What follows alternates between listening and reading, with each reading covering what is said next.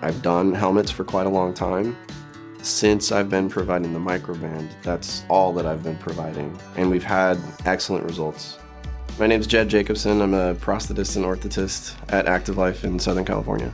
The few parents that I've had that have used both a traditional foam and plastic style helmet and the MyCRO Band have been blown away by how much easier it is to manage at home and how their child is less bothered by the device that they're wearing. With the traditional style of helmet, we are seeing kids every 2 to 3 weeks. With the MyCRO Band, we've reduced that by greater than half.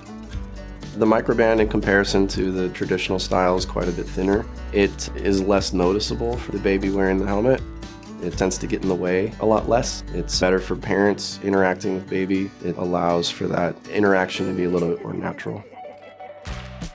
The scanner is accurate to about 1/4 of a millimeter. With that additional accuracy, it allows us to design a more precise fit and ultimately provide a better result. I love the MyCRO Band. It's really changed my practice as far as providing cranial remolding orthoses goes. We used to dread really busy days when we're grinding foam, and those days were really taxing. You end up covered in foam dust and deal with a lot of smelly helmets.